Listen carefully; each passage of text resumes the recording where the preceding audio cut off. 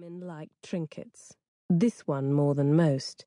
He even considered burying the necklace with her, but just as he was about to pour the clumps of lime over her body he'd gathered from the cliffs to hurry the decay, he changed his inclination and put the necklace in his pocket. He walked away from the grave without a backward glance. He felt no remorse, no guilt. She'd served him well, and now he was content. A thick mist covered the ground. He didn't notice the lime powder on his boots until he had reached the main road. He wasn't bothered by the fact that his new Wellingtons were probably ruined. Nothing was going to blemish his glow of victory. He felt as though all his burdens had been lifted away. But there was more, too. The rush he'd felt again. That magnificent euphoria he'd experienced when he had his hands on her. Oh yes, this one was even better than the last. She'd made him feel alive again. The world was once again rosy with choices for such a strong, virile man.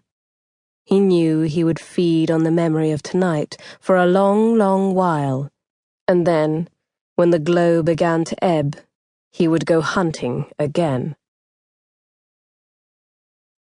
Chapter 1. Mother Superior Mary Felicity had always believed in miracles, but in all of her 67 years on this sweet earth, she had never actually witnessed one until the frigid day in February of 1820, when the letter arrived from England.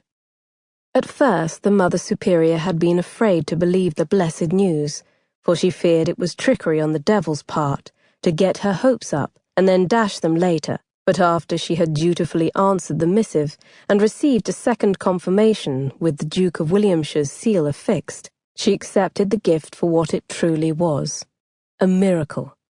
They were finally going to get rid of the hellion. The Mother Superior shared her good news with the other nuns the following morning at matins.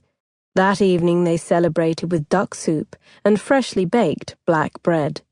Sister Rachel was positively giddy and had to be admonished twice for laughing out loud during evening vespers. The hellion, or rather Princess Alessandra, was called into the Mother Superior's stark office the following afternoon. While she was being given the news of her departure from the convent, Sister Rachel was busy packing her bags. The Mother Superior sat in a high-backed chair behind a wide desk, as scarred and old as she was. The nun absent-mindedly fingered the heavy wooden beads of her rosary, hooked to the side of her black habit, while she waited for her charge to react to the announcement.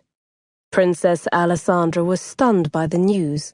She gripped her hands together in a nervous gesture and kept her head bowed so the Mother Superior wouldn't see the tears in her eyes. "Do sit down, Alessandra. I don't wish to talk to the top of your head." "As you wish, Mother." She sat on the very edge of the hard chair, straightened her posture to please the Superior, and then clasped her hands together in her lap. "What do you think of this news?" the Mother Superior asked. "It was the fire, wasn't it, Mother? You still haven't forgiven me that mishap." "Nonsense," the Mother Superior replied. "I forgave you that thoughtlessness over a month ago." "Was it Sister Rachel who convinced you to send me away? I did tell her how sorry I was, and her face isn't nearly as green anymore." The Mother Superior shook her head. She frowned too, for Alessandra was inadvertently getting her all riled up over the reminders of some of her antics. "Why you believe that vile paste would remove freckles is beyond my understanding. However, Sister Rachel did agree to the experiment. She doesn't blame you overly much," she hastened to add, so the lie she was telling would only be considered a venial sin in God's eyes. "Alessandra, I didn't write to your guardian requesting your leave.